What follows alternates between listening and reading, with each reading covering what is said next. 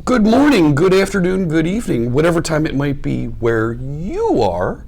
Welcome back to the live stream. My name is Jeff Fritz, and I'm not at home. I'm not in my hotel room. I'm in Orlando. It's November 5th, 2019, and I'm not going to write a little code today. My friend Will from Mobilize.net is here and is going to write some code. Hey, Will, it's good to see you. Thanks so much for joining us. What do you do at Mobilize.net? Well, Mobilize.net, we actually migrate applications from legacy technologies to modern applications. So if you look at stuff like Visual Basic 6, maybe some people here have heard of that. Maybe. Yeah, or stuff like Power Builder, Silverlight, anything that doesn't get a lot of love these days. So we specialize in taking that to something a little bit more exciting, like .NET Core, or some other stuff that's actually being built in the last 10 years. So. Last 10 years. Now, Silverlight was built in the last 10 years. Was it? I don't know. It was still, I think. Something that's currently supported. Yes, that's there we go. The idea. Okay. Yeah. So, I mean, this is a real good story for those folks who have legacy applications. Correct. Stuff that's been around for a long time, that's powering companies, and they want to get it into the new stuff. Yes, and we know that there are millions and millions of lines of code. Everybody that starts to look at an application like that, I mean, if you are fresh out of college, you think, oh, I'm gonna go and build the new, best thing ever. They go and see this very old application, 20 years old, written in VB or even like COBOL or other more exciting stuff, and they are like, oh yeah, I can rewrite all of this from scratch, right? It's gonna take them a while, right? Yeah, it's some stuff that have been written for a team, by a team of 20, 30 people over 20, 30 years. Sure. And so they think that they can rewrite it. So that's gonna take some time. So. Certainly. Well, let's say hello to some of our friends that are hanging out here in chat. Look at them; they're over there. They're to your left. Will, see, look, they're right over there. Let's say hello. I saw Killer Coder PT is here. Hello. Just encoding. I don't know who DD Walsh and JD Brown are. They might be sitting right here with us. I'm Scott. Rick Quaz, thanks so much for the sub. Appreciate you subscribing here today, and we're going to make a donation to St. Jude's Children's Research Hospital. Thank you so much. Peanut M&Ms tonight? Yes, indeed. There's a pile of sweets here in the lovely Marriott Courtyard in Orlando. Killer Coder PT, I mentioned. V. Kava, hello. MB Crump is here. Hey, Mr. Crump, good to see you. Who else is here? Smab made it. You made it home just in time. Welcome in. Chris Jones, hello. Mary Jo, hey, how good to see you. Job in PA, I didn't see that. Sub, thank you so much for the resub. We'll make another donation. Ironside is here. Hello. Brian Lagunas, so good to see you. Thanks so much for tuning in. I think I'm going to need to keep my headphones on so I can hear the alerts coming through. Copper Beardy, thank you. Eternal Dev Coder, great to see you. Oh my gosh, we're going to have some fun tonight. We're going to migrate an older application. Yes, that's the idea, to take a look at what the process is. Okay. The idea of what we do is to do that in an automated way, right? Sure. To automate as much as possible to try and reduce the number of manual changes, and we have some tools to do that. However, as you can imagine, there are differences in the platforms, right? Sure. My gosh, if you mentioned Power Builder, going Power Builder to .NET Core, that's a big jump. Yeah, absolutely. And some things are pretty straightforward. An if is an if, a for is a for, but certainly. Sometimes you have things like, access to the registry, or you're printing some stuff. Okay. So if you start about thinking how to take that to a web application that runs on any browser, right? So there are some challenges there. So we're going to be looking at the code there, like how we have handled, like in this small application. Maybe you've heard of it, Tailwind Trader. So. Oh my gosh. Yes. It's a very popular company nowadays, especially at Ignite. It's been all over the place. But certainly. The idea is to look at the challenges and how we tackle some of those. Certainly. House be such. Thanks so much for the resub. Now, Copper Beardy, you're right. Visual Basic 6, we have been in the archives here, and that's what we want to show is how do you modernize? How do you get out of there into these latest technologies? Rick Quaz says Power Builder with some flashbacks. Yeah, I did some Power Builder back in the day as well. Just a quick note, folks. I did turn off some of the redemptions tonight. I did turn off Fritz Bits redemptions. We're not going to be cashing those in because we want to spend some time with our guest here. So, what do you say we take a look at your machine and take a look at some code? Let's write some code here. Look at that. It's right here over my shoulder. Look at all that. All right. Yeah. So what we have here, it's a very straightforward VB6 application. For some of the younger folks, probably people under 30, they might have never seen this. So this is kind of before the days of VB.NET, or Visual Studio.NET, or even before the days of VS Code, definitely. This is the IDE for VB6, right? And we have a basic application. It has a bunch of standard controls, and this is actually consuming some web services from the Tailwind Traders database. That's for the database of the products. And then we have some other stuff like local stuff. The UI of the application is made in a way that it was used using a touch screen. One of the old big monitors that are touched, this was used as a point of sale. And it has a couple of things like printing of receipts. It has some integration with some software to process credit cards. Okay. So it's a basic application, but we are going to show how that code gets converted to you're doing a pretty good breadth of point of sale operations there. Yes. Labels, list box, buttons, and reports, like you were saying. Yeah. Okay. Pretty garden variety, things that you would see in a lot of different applications, but you really are crossing all the features. Thank you so much for the cheer, Dee Walsh. Yes, adding some value. You knew you were going to get that sound effect. I saw what happened there. Thank you so much. Killer Coder PT has said, yeah, look at that UI. And SMAP, yeah, this type of UI, absolutely. It does. Brings back memories of Windows 95, doesn't it? Oh, yeah, it does. This is the first thing that I did when I was in high school, when I was learning how to code. Yeah, not Tailwind Traders, but definitely VB6. Right, that same type of, I just need an application to do a little bit of something. Yeah, I remember, the days, and probably a bunch of people here did it. Like some friends had a store. I wrote that system to manage their inventory. Yes! A lot of people did this. I did mine with Microsoft Access. I wasn't sophisticated enough to use VB6. Oh, yeah. My goodness. VB6, yeah. You were in the slow class? Yes. Yeah, maybe it was a little bit earlier, but I'm not counting years. So. Okay, so looks pretty straightforward, and you've got code inside those forms to handle events and all that good stuff. Exactly.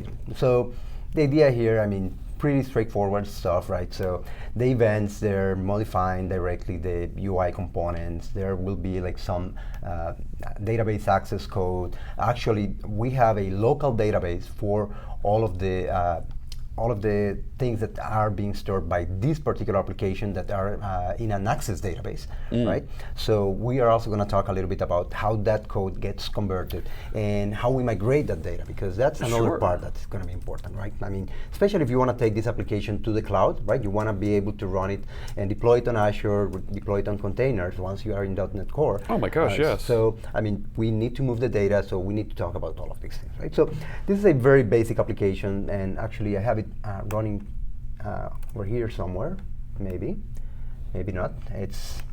I was having some issues debugging it, because guess what? It's not very well supported in Windows 10. It's VB6. And yeah, exactly. A lot of people would be thinking how do you get to run it here? But that's another story, right? So very basic application. I have already logged in, and so this is actually sending data to, or it's requesting data from the web services for Tailwind Traders, and just doing some stuff there. I can just go ahead and pay, and I can say, yeah, I'm going to pay $165. And if I go and do credit card, right now I don't really have the machine here, but this is actually using a third-party library that's using an exe. Okay. You basically pass an XML that you built from scratch, and that's going to execute the validation of the credit card, and it's going to basically present their own form and whatnot, right? So the idea here is that some of these applications are integrating with a lot of other systems, right? Sure. Whether it's .NET applications, it can be web services. Oh my gosh, you're making COM calls into things. Oh my goodness, yes.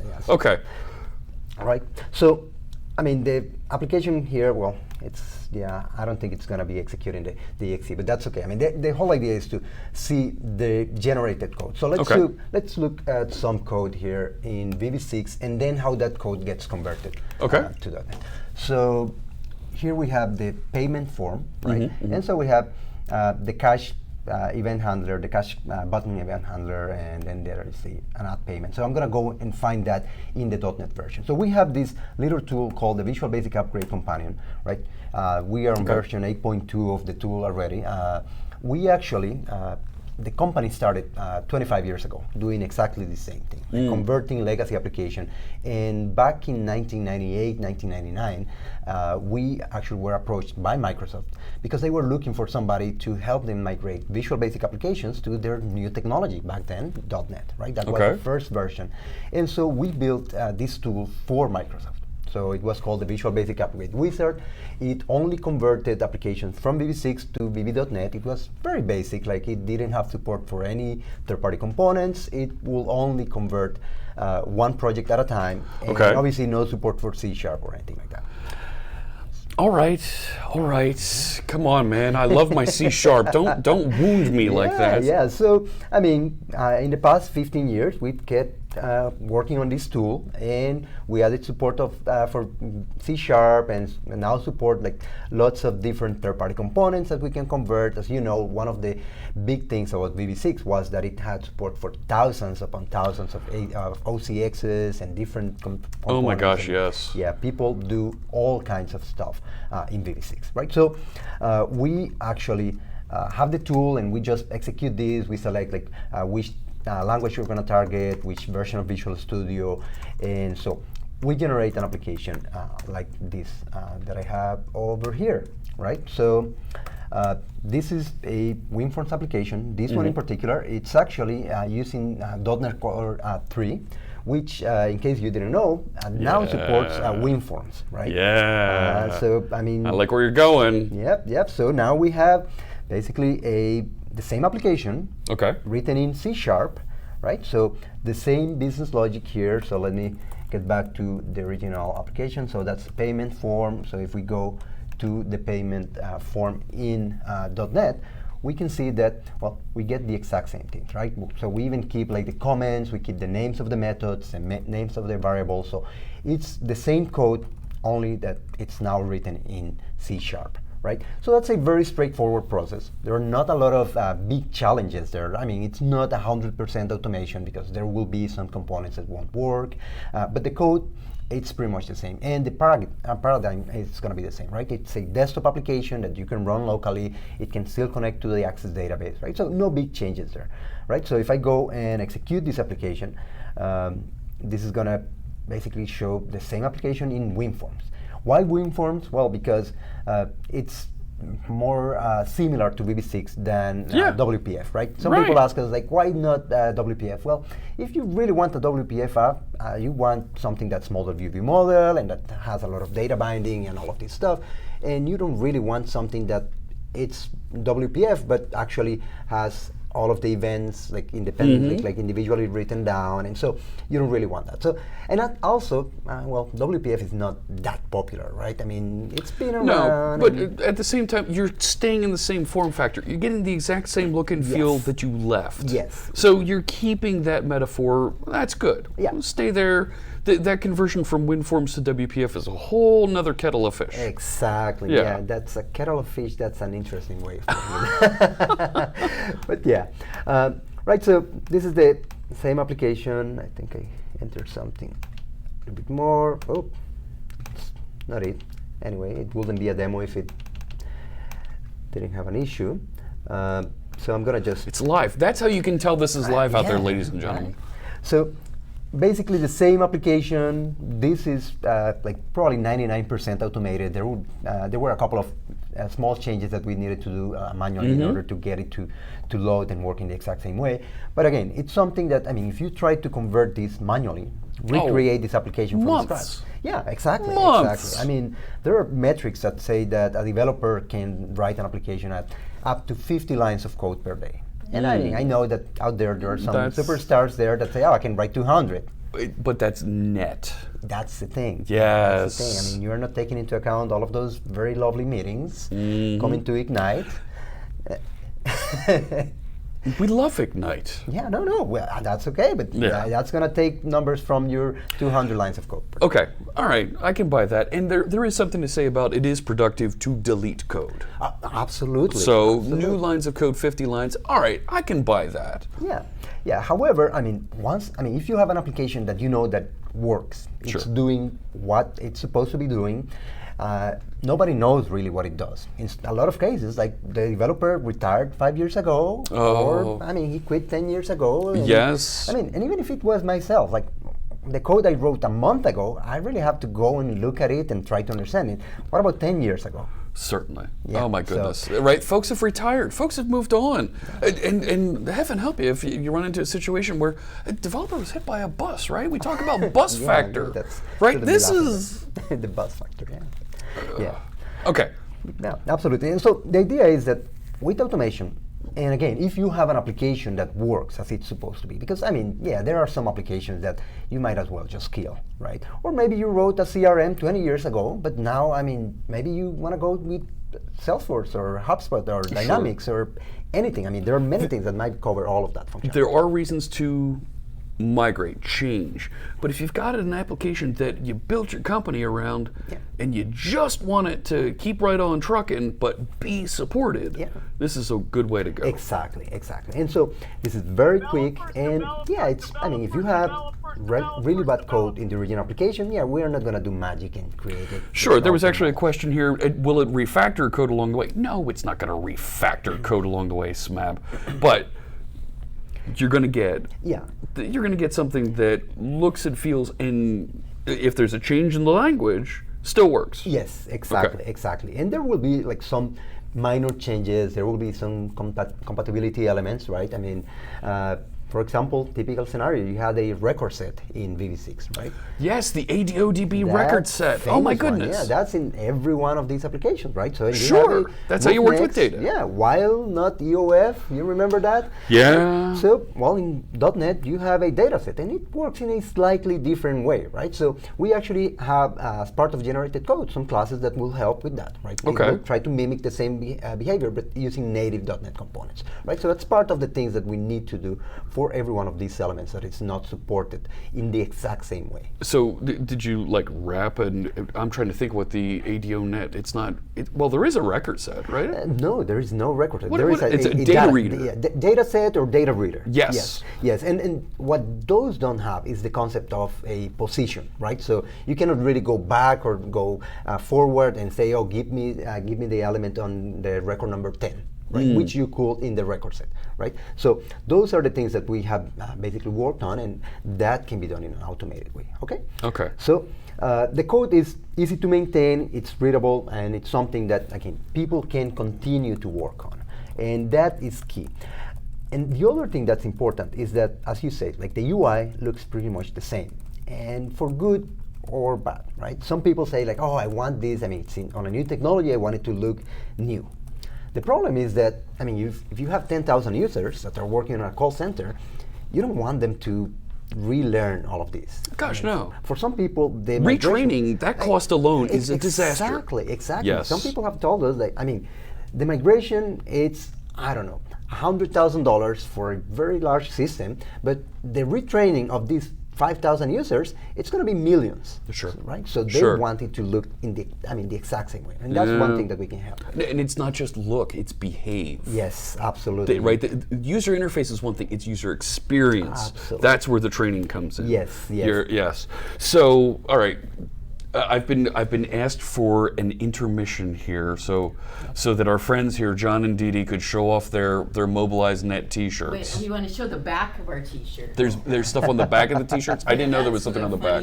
Part. Here you go. Hang on. Let me switch to the full. There we go. Hello. So there's John and Dee Dee. Can you read it? Kill VB before it kills you. Oh my goodness. Yep.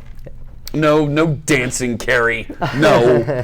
Oh my goodness. Kill VB before it kills you. It's Visual Basic. Hang on. Could we make it VB6? Visual Basic.net is nice. It's a good language. We just want to be Concise. Concise. You couldn't put a number 6 next to it. It's another character. We had to pay the T-shirt company by the letter. There. Gosh, I'm going to play the sad tuba on that. Our whole budget, 11 letters. Kathleen, I'm sorry. Oh, there will be dancing. Let's do. No, there will be no. Oh, you're No. gonna dance, Jeff. Come on. I've lost control of the stream. I have a Mr. Trollo low button here. Don't make me push it. Oh my goodness. All right. So, it looks and feels the same, and, right? And the fact that you're able to get things positioned the same, right? I mean, let's be honest, right? The forms, location, and things is not exactly trivial to get things positioned properly. Absolutely. And if you recall, you had, instead of having pixels, you had the TWIPs, right? And so there might be some differences, right? So that's why it's not 100% automated, right? Sometimes like the fonts are not exactly the same, right? And so maybe there's a pixel here and there that you need to modify. Right? So are you said you're going into .NET Core 3 WinForms. Now .NET Core 3 WinForms supports high DPI. There's a challenge there, right? No, absolutely. I mean, there are a lot of things that luckily Windows does very well. Okay. Right? And I mean, that's why I have a 4K monitor and I can still see this, right? Sure.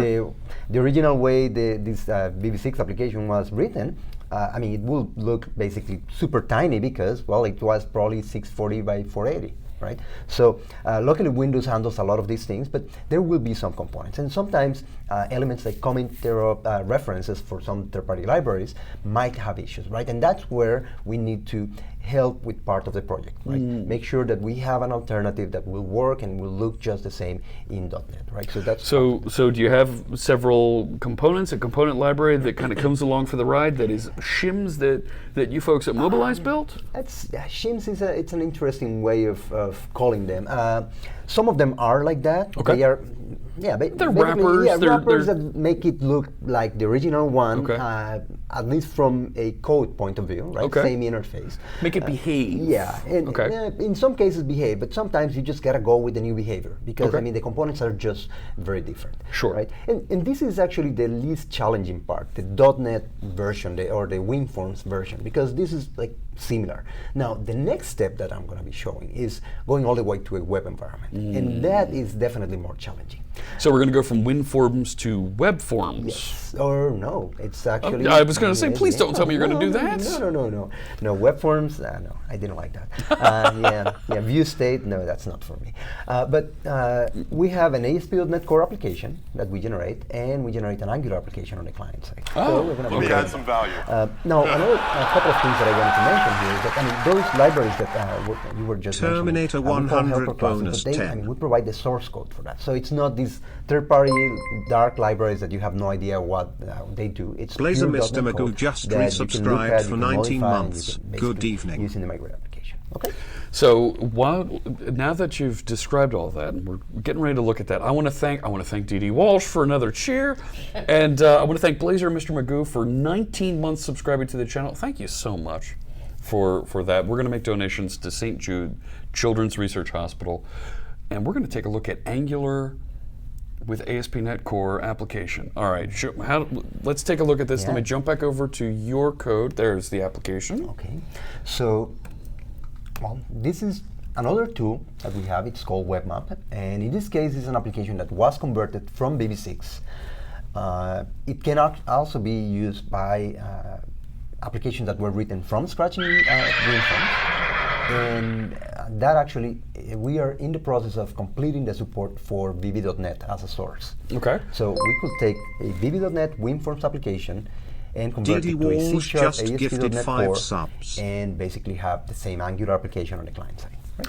So I'm gonna call Killer Coder PT. You didn't say JavaScript at all, but they dropped the JavaScript command here. You mentioned Angular, and they sent the horses. I have horses that neigh whenever we hear the word JavaScript on channel.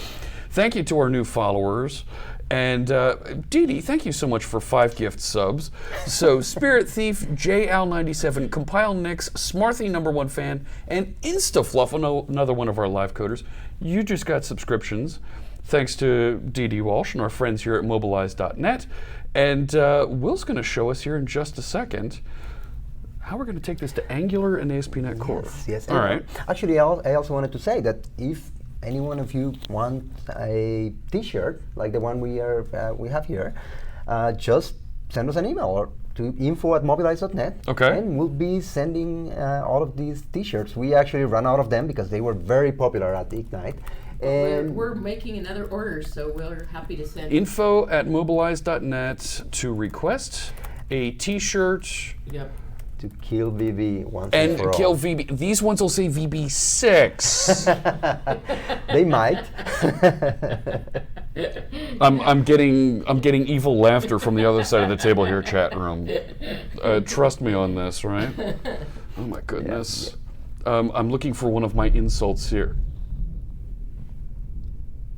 Which Okay. button did you push for that? That's a cool sound effect. That was the God button. I have a lightning effect, but that's really thunder outside. I don't know if you can hear that, chat room. Can you hear that, chat room? I see the darn Skippy from Devil Dog Techner, but I don't think you're referencing that. Dear Lord, it literally just. What'd you do? Yeah, there's what'd you do. No, you couldn't hear it. Good. That's how good my audio setup is here on the road. All right, so let's take a look here. Let's get to the web. Let's see some code. Okay, so I'm not going to show the tool because, well, right now it's a command line tool that we typically use internally, but our clients can also use it on their own. Okay. And so we have two parts to it, right? So as I was mentioning, the client side is generated as an Angular application. So I have it here on Visual Studio Code, and we generate three different elements.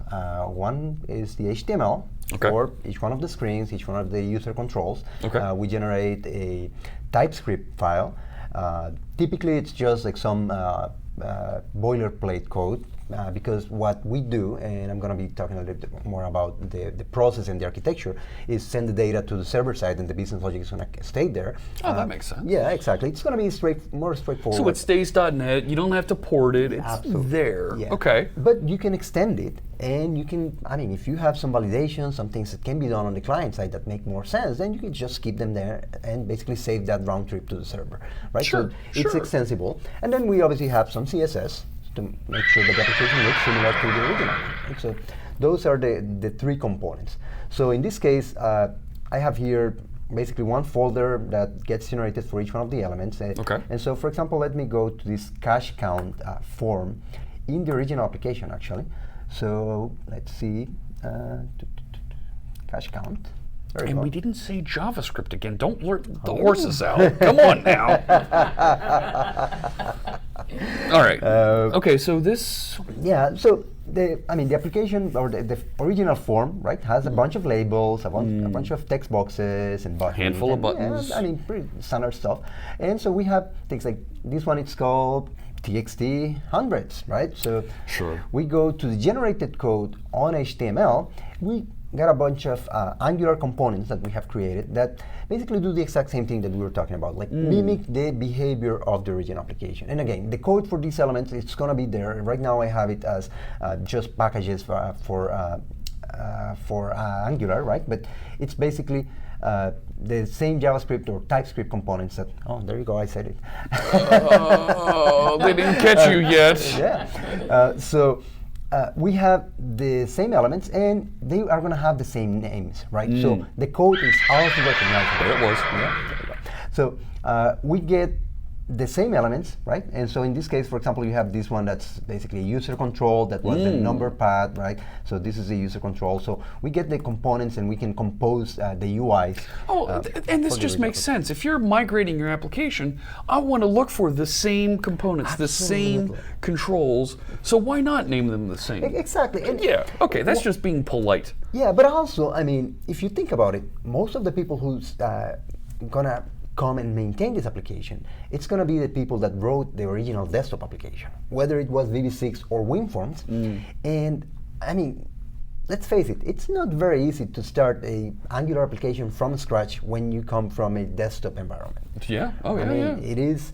There's a learning curve. Yeah, absolutely, absolutely. And so the idea is to make it easier, right? And it's something that is standard Angular application, so you can actually come here and try to add new like properties and event handlers and basically do whatever you want that you can do on Angular, right? So we basically have a very simple UI here. Basically, each one of the components is either a text box, a label, or a user control. Okay. It has the same ID that it had originally, a class just to tie it to the CSS components or the CSS selectors, and then a model. And this is basically the object that we have as a C# object on the server side that's going to be bound to this element, right? Okay. And we're going to have, well, tab index is the only other one, which is a standard one, and that's basically it, right? For labels, we have the default text, and that's pretty much it. So on the TypeScript part, as I was mentioning before, it's basically boilerplate. So we just have like a bunch of imports, and it's basically saying this is the object that's going to be the data transfer object, right? And what this is going to do is whenever there is a change in this UI or an event is executed on this UI, it's going to transfer that event and send it to the server. And let the server handle it and send back, well, here's what you need to do to update the user interface. Exactly. Okay. So then are you maintaining some sort of state in that communication with the server? There is some state. Okay. Yeah, and so it is a web application. However, I mean, any application will have some kind of state. Oh, for right? sure. I mean, certainly there's more state to manage when you're doing a desktop application. Exactly. So to translate that, right, and that's what the web forms folks did with view state and post back and all those things. Exactly, and so we like to say that we are a little bit more advanced in the sense that we don't send all of the data every time. Okay. We have some logic there that will only send, it will keep track of the changes. Right? Okay. And that Angular actually makes it very easy to do that. Basically, anything that gets dirty in the model, we are going to send to the server as a JSON object, and then on the server, we will keep track of the same model, right? And we will basically restore the previous elements, and only the ones that were sent are going to be updated there. Oh, okay. And the same thing when we do the opposite, right? We go on the server, we execute any changes that we do in the model are going to be basically detected and sent back to the client side. And I'm going to be showing a little bit of that when we execute this application. Okay. Right? So the other thing on the client side, as I mentioned, is the CSS. Very straightforward. We can see here, and going back to the thing of having a UI that looks pretty similar, we are going to have a static positioning, right? So all of the elements will have a width, a height, a left, and top, right? The idea is, again, to make something that doesn't require any retraining, okay? And then I'm actually going to execute the application and then show the server-side elements. Let me this. So that's going to run. So that's a .NET Core 3 application. So this is loading it in Chrome, which is my default browser. And so that's the exact same screen, and I mean, you can definitely recognize it, right? There are some differences because I mean, you are using a completely different set of elements, but this is pure HTML, right? And so you can actually go and inspect the elements, and these elements are the same ones that we saw before, right? So we have that WM button that we saw in the HTML, that gets expanded because it's an Angular component, right? So it has an implementation. In this case, we are actually using a set of components, Kendo UI. From our friends at Progress. Exactly. So this is a set of controls that will give you a very good behavior that can mimic what you had in a WinForms application. Right? Okay. So things like grids, date pickers, tree views, all of these elements that, I mean, if you want to write them from scratch, well, you can actually create a component and do that. But do you really want to write all of that TypeScript? No. Yeah, right? absolutely. Convert and get it just, get it 90% there. So I just have to focus on the little business logic things that I have that are right in my niche. Exactly, and that's one of the things that we finally got there with HTML5, right? Okay, yeah. Because 5 years ago, like, there were so many things and so many libraries. Well, there are still a lot of libraries, but we are kind of seeing the light at the end of the tunnel, right? There are so many things that have died or they have consolidated, and now we have a bunch of like very strong competitors in the controls environment, and we have a bunch of very strong competitors in the framework environment. And that's why, I mean, we picked Angular. Some people have asked for React, but I mean, in the end, it was like most people just say Angular, like most of the clients, and so that was the current implementation. Look, React. It's illegal in 9 countries. It's illegal in 9 countries. Okay, that's Facebook, React. No, I can't back that up. I can't. Yeah. We're at a Microsoft show. What do you expect me to say out there, chat room? Yeah. Okay. Yeah. So, okay. So as you can see, the application, I mean, looks pretty much the same. It looks right. I mean, you've got a metaphor shift because you're in the browser now. Yes. Yes. And some people say like, oh, but can I get a responsive layout? Well, you can go and modify it afterwards. Sure. Right? I mean, this is HTML and CSS after all, right? The problem is that if you have a desktop application, something that was created thinking about a 640 by 480 screen, you're not really going to have something that looks very well on an iPhone, right? Or an iPad. Yeah, Yes. exactly. And so, I mean, there will be things that you might want to remove. Maybe not all of the screens are going to be usable from a mobile device because, I mean, We need to get touch friendly. yeah, also all kinds of stuff. Yeah, but I mean, if you are gonna add a new admin, that screen, how many times are you gonna execute that from your cell phone, right? Most of the time, those screens Sure. are gonna be executed by one person up in some office, right? Whereas the things like reports and data entry, those are the ones that maybe you wanna go and adapt and create a new UI that's really providing the best experience to the client, right? Sure. But by default, what we're gonna do is generate something that looks pretty much the same, and Okay. then we'll give you that liberty or that freedom to go and do that. Now, the other thing that I wanted to show here, it's what we were talking about before on sending the data to the server, right? So in this case, like I'm gonna go to the network tab, right? And so I just entered the number there, and if I click the plus, which is to go forward, we can see the request being sent, right? This is gonna be a little bit tricky to read, probably, especially because we are on. Yeah, we're on a smaller resolution here Yeah. today, chat room. We're on hotel Wi-Fi. What can I tell you? Can you control plus on that so we can zoom? And that's oh, there you go. Fantastic. Oh, I didn't know that you could do that. I've done this once or twice. Oh yeah. Very nice. What can I? People know me. People know me. There you go. Okay, go ahead. Okay, so here is the event handler being sent to the server. So it's Okay. basically a request, a post request sent to the server. It's a click on this CB enter, that was the name of the control. Okay. It has a GUID because that's the ID of the element that's going to be sent. And so the data that's been sent, that's a cookie over there, but then we just have the things that changed, right? In this case, actually, nothing has changed. Sure. Because the number actually was already sent because there was an event when you click the one, right? So not even that one that I entered as the user ID was sent, right? The only thing is the event itself, click, and the ID of whoever's going to process it on the server side. Okay. Right? So on the server side, it's going to go and execute the C# code. And now, let's go and take a look at that. So let me finalize this, logging in here. I have a couple of issues there. Let's see. Count cache, was that the one that I had open? I believe it was. Okay, so I have the code here on the server side of what this looks like. And you can see that the elements are actually going to have the same names as in the original WinForms application. Yeah, it says form cache count, but it's just a class? What's actually going on here? Yeah, Can we it take a is- look? Yeah, it is just a class, right? And so we even have like the designer class, but fear not, this is not a WinForms designer. No, you just kind of, you're tripping me out here, Will. Yeah. Why do you have a designer class? Well, it's just to separate the components that are part of the actual model, the Okay. ones that actually keep the state of that form, Yeah. just to make it, again, simple for the people who's migrating this application, who have been Okay. maintaining this application. They know where to find the different elements, right? And we actually have elements for each one of the controls, right? So there is a model that's called, well, this one is called mobilize.web.textbox.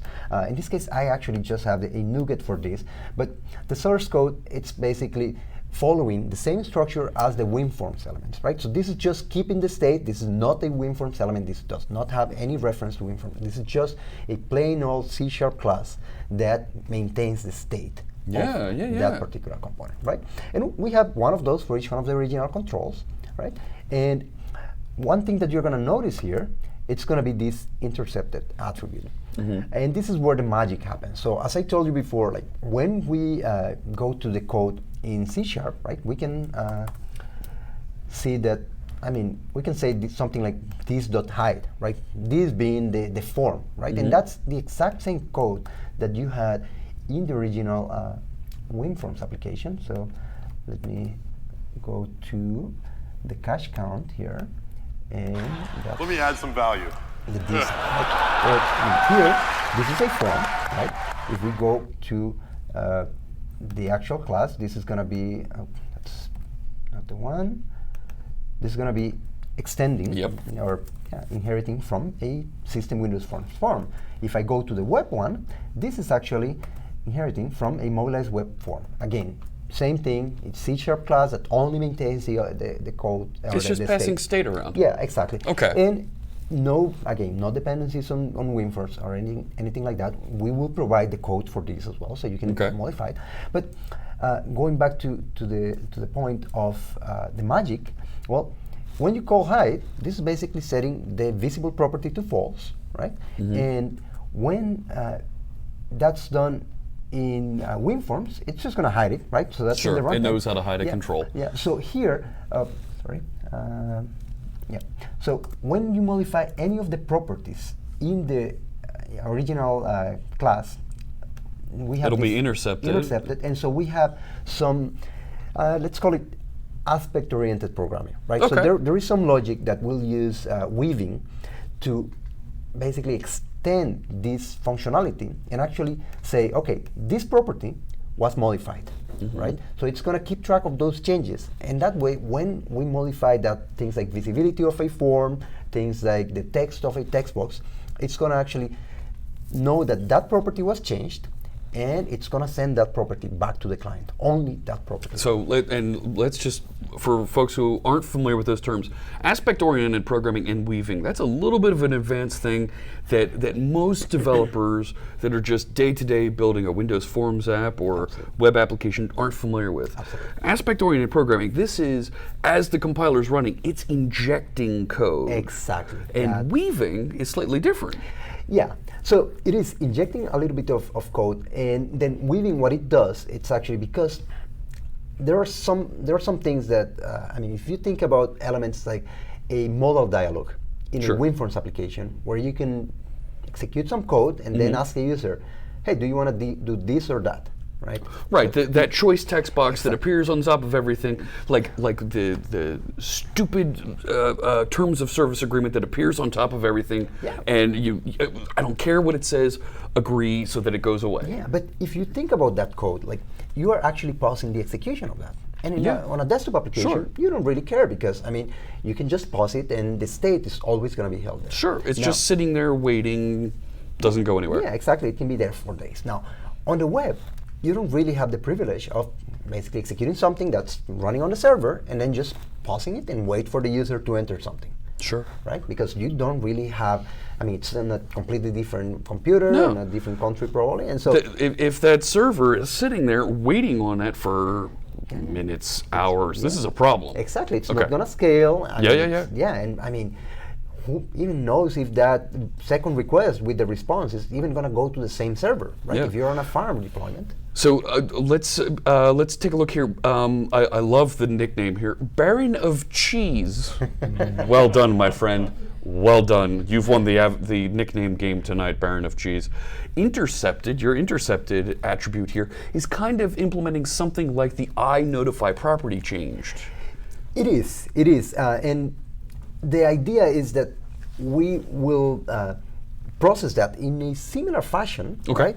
So that we can actually write that code calling our internal classes that are going to keep track of that, right? So it is very similar to the iNotify. The problem is that, I mean, these classes that we are keeping track of, they might already be inheriting some other things. They might already be implementing some interfaces. So they might actually be already implementing the iNotify, and that's how the application was written. So that's why we cannot rely on something like that, because there might be conflicts there. Right? So that's why we created our own.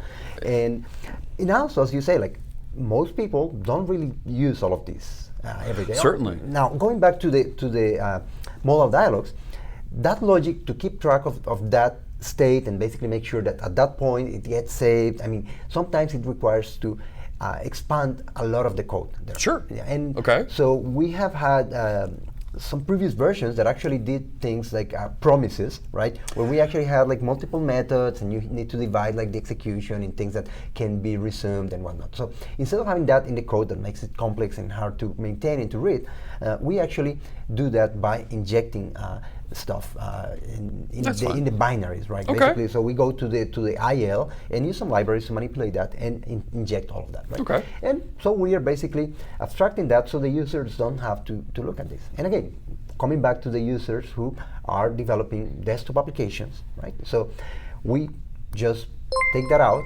and inject that magic. And again, all of that DD code is there Walls for just anybody who gifted wants 5 to see. subs. We are not really creating a runtime that then you have to rely on a company that, I mean, maybe you have your own code. You just want to take it to a new platform. You don't want to be working with somebody who you haven't worked for a long time. I'm going to interrupt you because our friend Didi just gifted 5 more subs. Thank you so much to Didi and our friends at Mobilize. Recursive Chat, T-Bone 41099, DES, Qbyte7, and Project Alex. Congratulations, you all just got gift subscriptions. You're going to get 17 emotes you can use everywhere here on Twitch, and it'll shut off the ads on this channel. And we're going to make donations to St. Jude Children's Research Hospital. Thank you so much, Didi, and our friends at Mobilize for helping us out tonight. Robert Tables has arrived, and you're not going to be able to hack this, Robert Tables. Containers, containers, containers. Actually, funny you should mention that. I think containers is a suitable endpoint when you're done migrating here. Absolutely, absolutely. And that's, I mean, just to start like wrapping up this. Like, Sure. This application, as you saw it, I mean, it's running on a browser, but I mean, this is an exe. Let me just stop it here, right? So we're basically just executing the exe. And so that's a .NET Core application. There is no dependency on anything local. Sure. Right? It's something that you can deploy on any container. You can even... It's ASP.NET Core. Put it in a Linux container. You can do anything you want. And Sure. so for some people, they just want to put it on a web server and leave it on IIS, and that can just work, right? Sure. I mean, if you have an internal application with a couple dozen users in your internal network, that's okay. But some people, they actually, for example, we had this client who had irrigation control systems, right? So we actually migrated the application, and they need it because some of their clients are like some very big clients in the Middle East that had some very private networks. They actually need to have that locally deployed. So that's okay, because they didn't want to teach them how to do all of the deployment, because I mean, it gets a little bit more complex when you go to the web, right? Sure. It's true. I mean, if you have one deployment, you can serve 1,000 users, but the initial deployment might be a little bit tricky. So they just create an image, and basically it's Docker container that they can just, Docker image that they can just run and deploy in their internal network. Sure. Right? So that is very, very easy. And the same thing, I mean, for scaling, I mean, you can just run it on Azure, or if you want to go that route, AWS, right? So nobody's stopping you. So absolutely. Yeah. So the other thing that I wanted to mention, and maybe we are a little bit out of time here, but no, we're good. We don't have a Okay, perfect. So the one of the things that are tricky when migrating an application to a web environment is the access to the different components that you get when you have a desktop app, like what we mentioned at the beginning, right? So you can have registry access, file system access. Oh, for sure. I don't know, like any hardware that you might have in the Sensors you might have plugged in. You mentioned a receipt printer even, yes, right? Exactly, oh my gosh, exactly. You don't have that on a web app. Exactly, and so there will be some things that, I mean, you can change easily, like maybe file system, you can, instead of saving something on certain user location, you can just put a file download, and that might be an acceptable solution for some people. Sure. But for some others, I mean, maybe you need to store something in certain location because, I don't know, it's something that generates hundreds of files that you cannot be asking every time. So let me add some value. There need to be some alternatives. There needs to be some alternatives. Thanks so much for that cheer, Dee Dee. And I want to also thank Dark Muck. Thank you for bringing your Twitch Prime subscription here. And we're going to make a donation to St. Jude Children's Research Hospital. You're going to get 17 emotes. And turn off the ads. Thank you so much. Okay, yeah, Dee Dee really does want to cheer Janesco, you're right. So, but I like the idea, and Robert Tables is right. Portability is awesome. And to put things into containers, you're right, need some sort of an anchor at times because you need to deploy things maybe into a fax queue, right? Or, right, you have a printer that you need to be able to print envelopes or whatever. Yeah, there's... Exactly, and so these business processes correct. have a static hook somewhere you need to be able to interact with. Yes, and there are many alternatives for that, right? Okay. In some cases, there are some, I don't know, maybe you have a scanner that has some web service option, right? There are some vendors there that, I mean, you can actually make the scanner, send the stuff to the cloud, and then you don't really have to connect directly, right? You can, Sure. I mean, the Scan this in, save this image into this folder over here. Maybe you have a file watcher that sees the image arrive and kick off processing, and Absolutely, boom yeah. goes the dynamite. Yeah, and in some I have a ca- sound effect for that, but I'm not going to play it. Oh, I've got a sound effect for that one too. Go ahead. And so that's one option. The other one, which is something that we have done for several of our clients, is a more general solution. And we call that a desktop agent. And it's basically like a proxy application.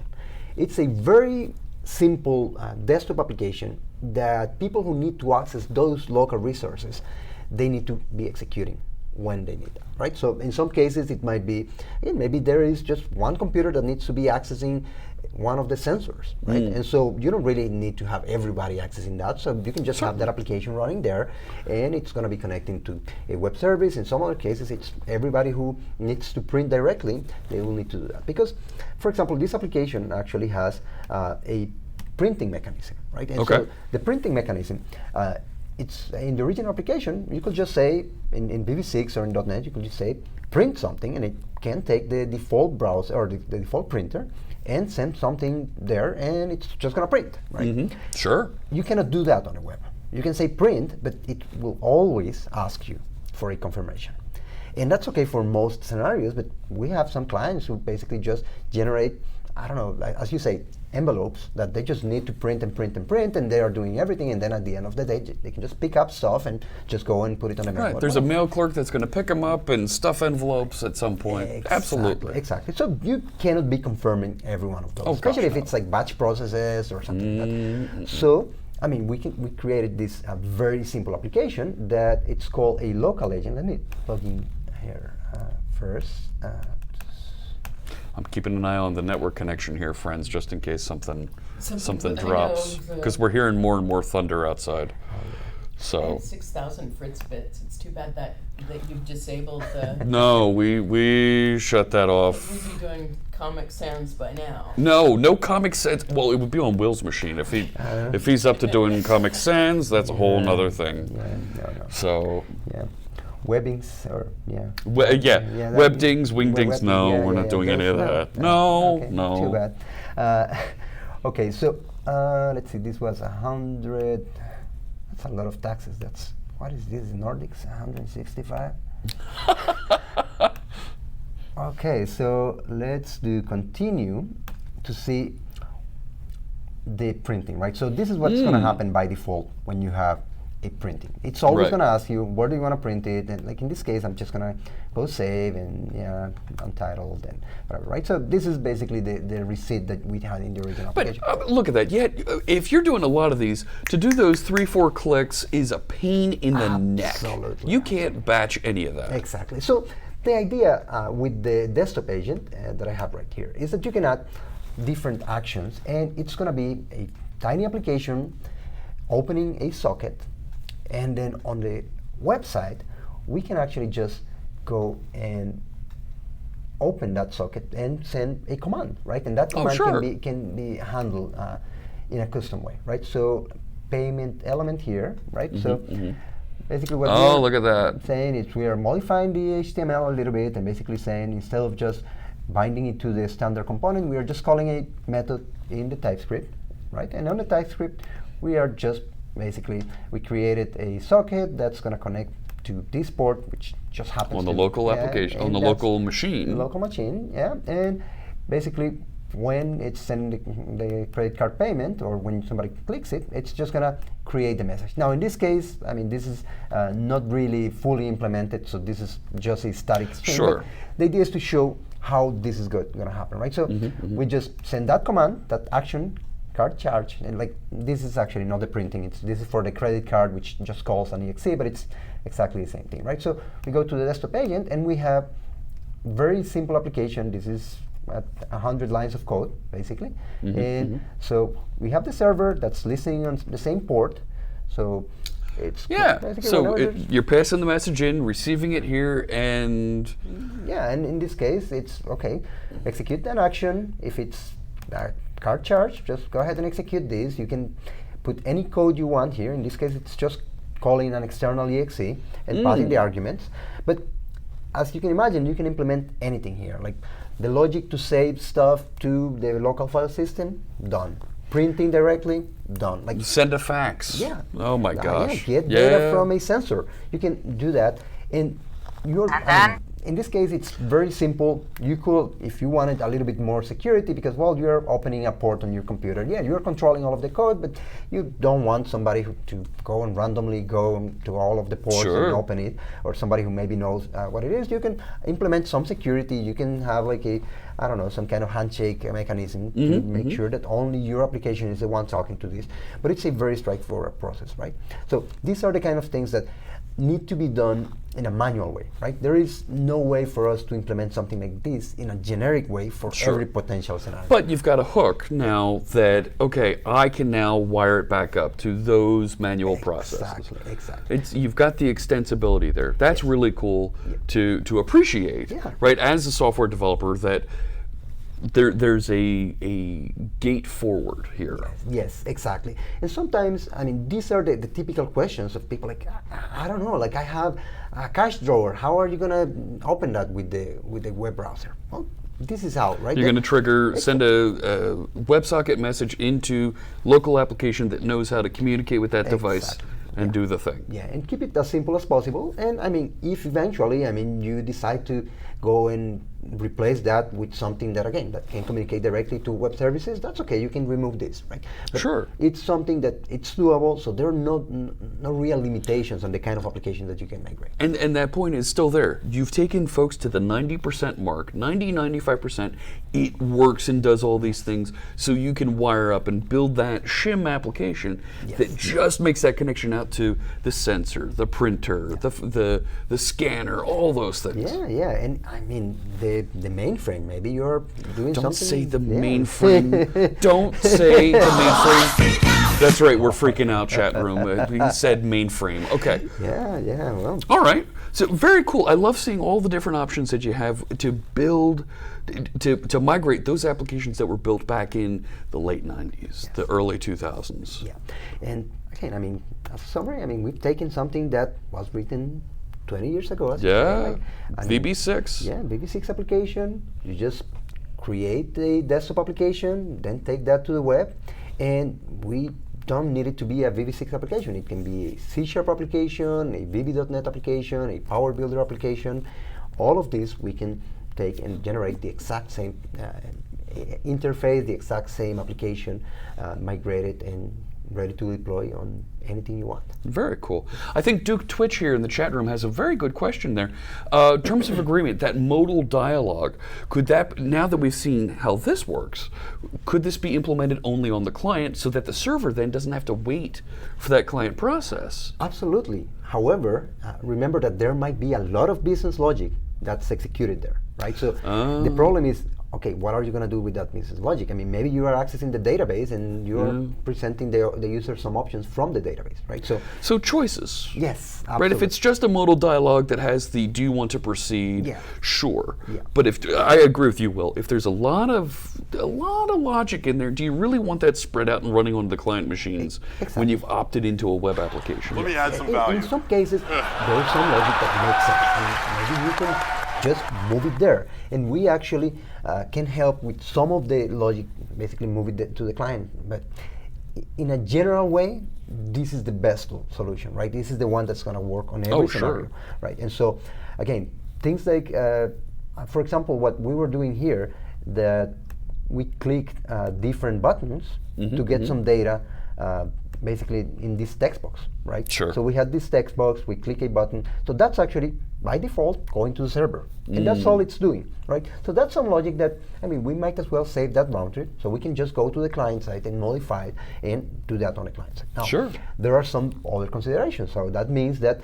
well, now you need to make sure that that data is being sent to the client, and if there was some other logic being executed on that click event, make sure that that is also executed. But it's all possible, and it's all extensible, right? So you can just do that in any way you want. So if I agree with you, Duke, if the user was clicking proceed and it was just a simple dialog box and you wanted to pause at that, absolutely, click proceed, send the query back to the server, makes perfect sense. And I like what you're saying here, Will. You have your choice. Yes.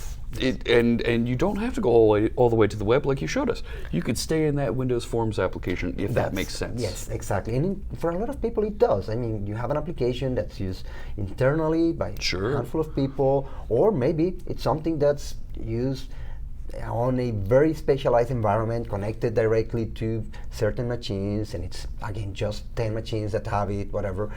We see all of these, and there are some other scenarios of some complex applications that you had in VB6. Like right now we're working with some client that actually designs circuit boards, right? So they actually go and draw elements and those are some complex controls. Exactly. Drawing in VB6, translate that into an image or something, data format for processing. Exactly. That's pretty complex. Exactly, and for them, I mean, it doesn't really make sense to take it to the web. Like, it's something that they use by, I mean, a bunch of people. So. And they maybe want to run it on a tablet, so you're going to want inking support and all that stuff. Run that as a client app. Yes. Absolutely. And that's not to say that it cannot be done. I mean, we have also migrated applications that were animations. We use Canvas, and we can create a lot of nice things in HTML5, but only if it makes sense, right? And that's the good thing about having the option, right? Yeah, absolutely. Yeah. Very cool. Okay. All right. Thank you so much, Will. This was great. Thank you. I This really was great. appreciate that. I like Now, that. here's what I'm going to do, and I'm going to kind of go off script here a little bit. Let's go back over to this. I think it makes sense. We need to bring our chairwoman of fun and games around. So that, because she's been causing some havoc there in the chat. Yes, oh my indeed. Thank you. So can I have the HDMI there? We're gonna change video here. Thanks so much, Will. We'll make some room for Dee Dee to sneak in here, because I think we need to do a giveaway. Giveaway! We like doing giveaways. For those of you that haven't met Dee Dee, here's our friend Dee Dee Walsh. Let me mute that so that you don't hear the rustling of the microphone. So we switch things over real quick there. Yeah, that's right, it's Dee Dee. There she is. Go ahead and clip on, and I will turn that mic back on. There we go. Can you hear me now? Bueller. Hello? So I really like the stuff from Mobilize. It really is a great path forward for all those companies that have just an application that needs to work. And did you know that we're the original Visual Basic team? So the folks that got you into this were the same ones getting you out of it. Yeah. We built a career on Visual Basic. So You have to yeah, ask you have me to ask nicely. me nicely, and they'll help you out of the turmoil they got you into. Right. Oh my goodness. They're not out there saying, Houston, we have a problem. Houston, no, we don't have a problem. Sorry, it just works. But we wanted to thank some of our chat folks that have visited here tonight. Oh my. Thank you so much for the gift subs. Oh, I'm My glad goodness. to do it. And it was fun to see everyone. Yes, Especially but since there's so many that we see in the morning, or for me in the morning. in I the guess mornings, yes. For yes, you, yes. it's afternoon. For them, it's. So, what do you say we try and give away an Xbox? But we do I that? do want everyone to. Do we start with rigged, or do we say rigged afterward? I think, gosh, I don't know. We can start Can we blaming do things. rigged before and after? Yeah, chat room, can we get a lot of rigged statements there? Can you tell me just how rigged it is? There we go. Hey, Alka, good to see you. Are they saying Yep, rigged? Alka's already saying it's rigged. All there right. we go. All right. Rigged. That's absolutely. You only say rigged when Sean loses. See that?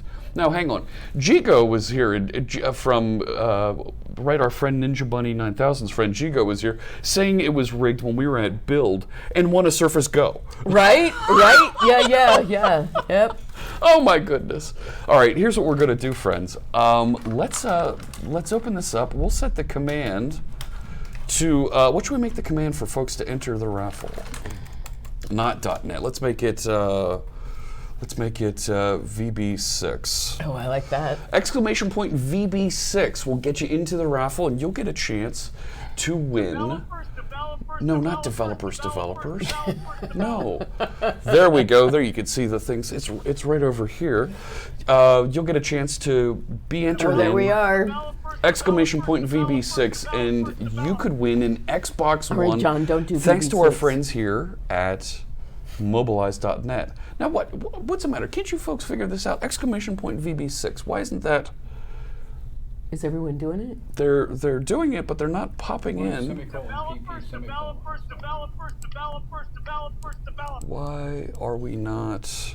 Hang on, chat room. Right, exclamation VB6. Clear that list and give it another shot there. Let me reconnect.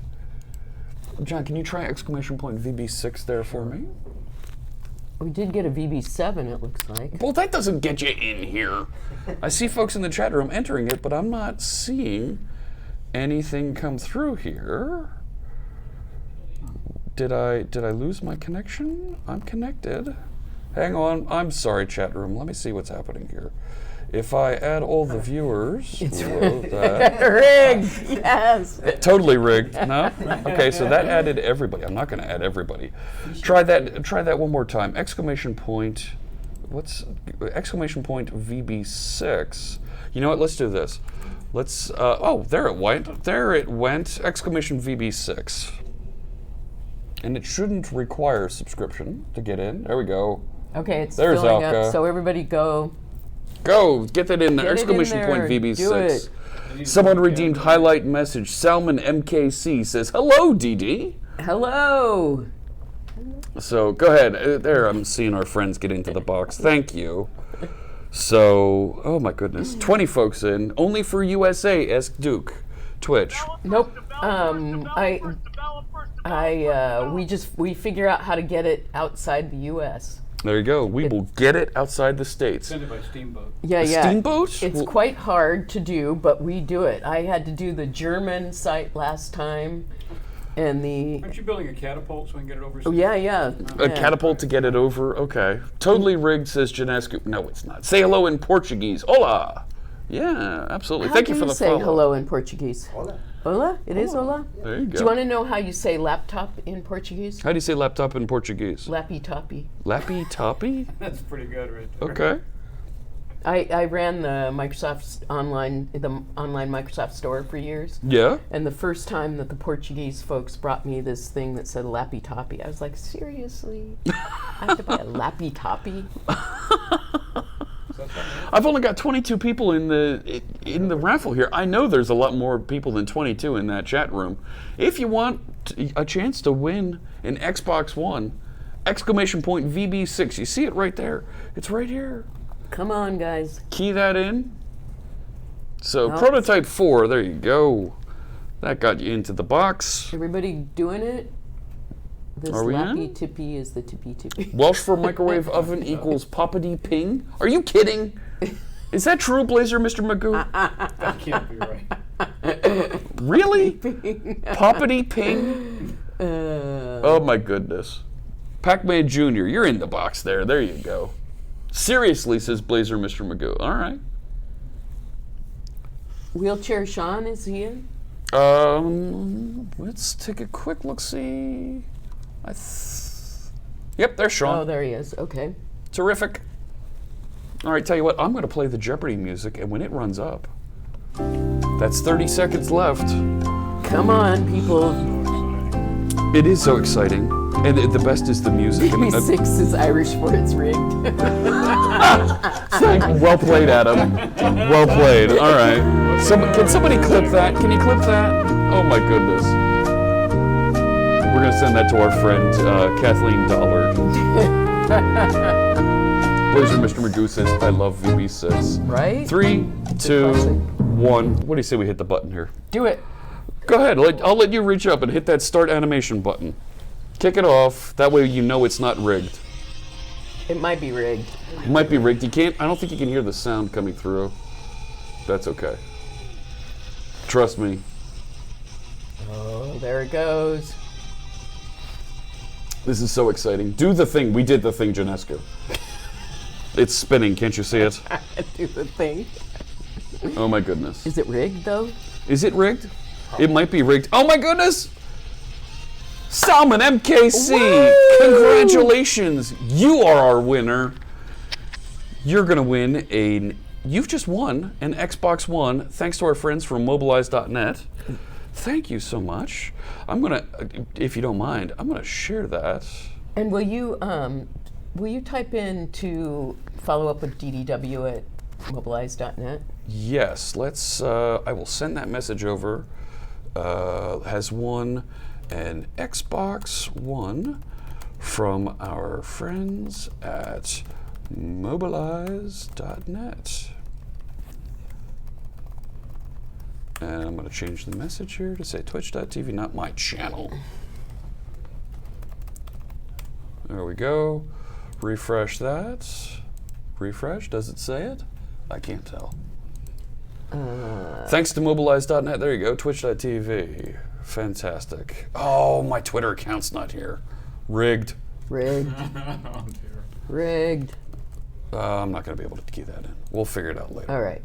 We'll export and do something. Here, I'm going to do it from John's. There you go. And I'll put it on the desktop.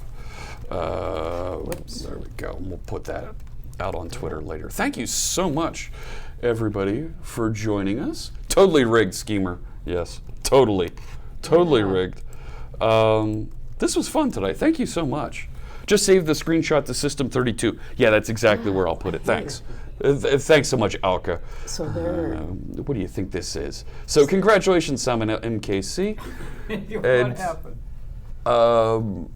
Dee Dee's opening Photoshop over here. I don't know. Why? See, this is what I That's hate clearly the default location that you wanted. Yeah, that's right, Alka. Absolutely. We want to save to there. Your prize.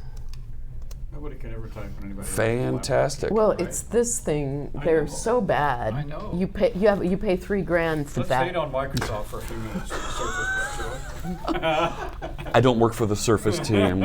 I work for the .NET and the Visual Studio team. Which we love. I which had to we sell my mother to buy that. Right. Uh-huh. Yeah. Oh gosh.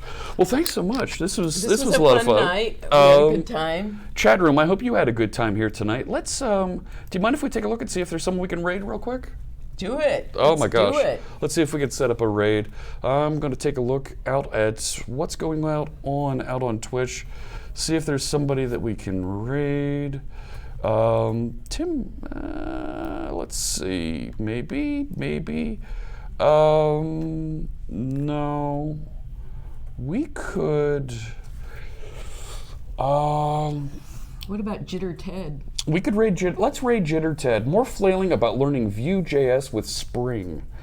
Yeah, let's visit with our friend Ted here. So let's put out the raid call. If you're a subscriber, come on, where's my raid call? It's not. Where's my raid call? Hello, bot. We knocked down the bot again. Oops. This happens. This happens. Let me put the raid call back out here. Let's do this one more time. Right? There we go. If you're a subscriber, grab that first line of text out of the chat box there. If you're not a subscriber, that's okay. Grab the second line of text, and we're going to get ready to raid our friend Jitter Ted. And like I said, he's working on a little bit of Vue.js with Spring, a little bit of Java. Thanks so much, everybody, for joining us. Thank you, Dee Dee, and our friends from Mobilize. And Will, Thank you. John Brown's here with us as well. And we'll see you. I'll be back again on Friday morning. I'll be on at 11 a.m. My guest will be, who is it? Will be Bree Ochtman. And we're going to be talking about ML.net. And we're going to take a look at writing and doing some work with our sentiment analysis. So it's getting a little bit more customized and runs locally using .net. All right, friends. Get ready to say hi to Jitter Ted. And I'll see you Friday. Where's the intro music?